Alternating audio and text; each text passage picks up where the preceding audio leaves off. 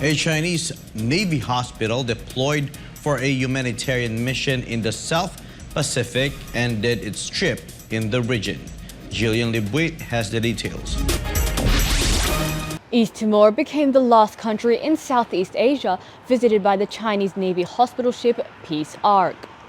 Dubbed Harmonious Mission 2023, Peace Ark left its home port from eastern China in early July with 126 medical personnel on board. The floating hospital toured 5 countries in the region, which include Tonga, Kiribati, Vanuatu, Solomon Islands, and Timor-Leste. The military-run vessel provided free medical services to thousands of Chinese and residents from the 5 countries in the South Pacific region. The ship has sailed to more than 40 countries since it was deployed in 2008. Meanwhile, the U.S. hospital ship Mercy is due to visit the Solomon Islands during the Pacific Games later this year. Navy hospitals from China and the United States visited the Solomon Islands in recent years amid growing competition for influence in the region. Reporting from New South Wales, this has been Jillian Libuit, SMNI News, Australia. Japan and South Korea's top leaders agreed to deepen their bilateral ties. King Song reports. Japanese Prime Minister Fumio Kishida and South Korean President Yoon Suk-yeol both agreed to keep working together to deepen the bilateral relations between Seoul and Tokyo. The two leaders made a statement on the sidelines of the recently concluded G20 summit in New Delhi, India. Kishida also reportedly told Yoon that Japan has hopes for South Korea to chair the trilateral talks with China this year. Meanwhile, officials of Japan, South Korea, and China will hold talks in Seoul on September 25th. South Korea has served as chairman of the trilateral framework since it was formed in 2020. But now officials said they will look into the possibility of holding a 3-way summit between South Korea, Japan, and China as the ties between Tokyo and Beijing have soured since the release of treated radioactive wastewater into the Pacific Ocean from the crippled Fukushima Daiichi nuclear power plant. Meanwhile, relations between Japan and South Korea have been improving. The Japanese government, the two countries' leaders, have so far held 6 bilateral talks in as many months. Solisobogo Kim Sang-imnida, SMNI News, South Korea.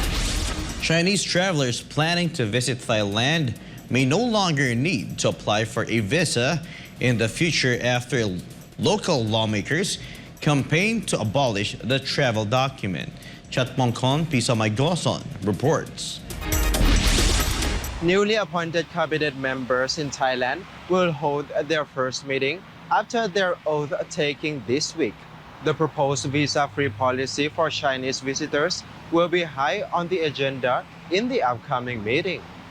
Local officials consider the proposed visa-free policy for Chinese visitors an effective short-term tourism stimulus and testifies to the government's commitment to boosting tourism. Thailand prides itself among the top tourist destinations in the world, while tourism serves as one of the country's prime foreign exchange earners. If the proposed measure gets enough support, local officials plan to implement the proposed visa waiver for Chinese travelers on October 1, coinciding with a week-long celebration of China's National Day. Thailand's newly appointed Prime Minister, Srettha Thavisin, has promised to prioritize tourism as an economic growth driver. One of his first tasks as premier was to tour Phuket to get first-hand insights into the tourism situation. Chinese tourists comprise Phuket's largest group of foreign visitors, with 60,000 recorded traveling to the popular holiday destination last month. Thailand increased its target for international arrivals in 2023 to 30 million and aims to boost its tourism industry to nearly $100 billion in 2024. Besides China, Thailand also plans to ease its visa rules for travelers from India.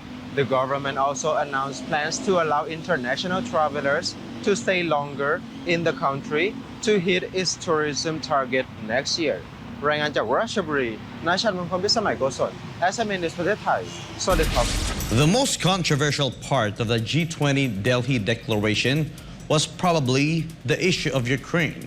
But India managed to pull it off, and as a result, The declaration notably refrained from condemning Russia, acknowledging instead the differences among member nations regarding Ukraine conflict. Justine Nazario reports. The G20 summit held in New Delhi concluded with a final declaration recognizing the lack of consensus among the world's major economies regarding the conflict between Russia and Ukraine. Indian Prime Minister Narendra Modi, who hosted the summit, shared the news of the agreement on the final declaration with other world leaders. The disagreement over the Ukrainian issue had been a significant stumbling block in the summit's proceedings. Western nations had pushed for a strong condemnation of Russia's military actions in Ukraine, but this stance faced resistance from other G20 member states. In fact, the paragraph specifically addressing the geopolitical situation remained empty in the draft of declaration until the last moment. Despite the absence of Russian President Vladimir Putin and Chinese President Xi Jinping at the summit, the Western nations failed to sway the positions of the global South countries regarding Ukraine crisis. A portion of the article also reaffirms that the G20 is not the platform to resolve geopolitical and security issues, although the bloc acknowledges that these issues can have significant consequences for the global economy. The final declaration acknowledged the human suffering and negative impacts of conflict on global food and energy security, supply chains, macro-financial stability, inflation, and economic growth. It emphasized that developing countries, which had already been grappling with the effects of the COVID-19 pandemic, were the most affected by the ongoing conflict. However, the declaration also pointed out that G20 member nations held different views and assessments of the situation concerning the Ukraine conflict. Despite these differences, world leaders pledged to come together to address the crisis' impact on the global economy. They also expressed their openness to supporting initiatives that promote a comprehensive, just, and lasting peace in Ukraine, aligning with the principles outlined in the United Nations Charter. Reporting, this is Justine Nazario, SMNI News.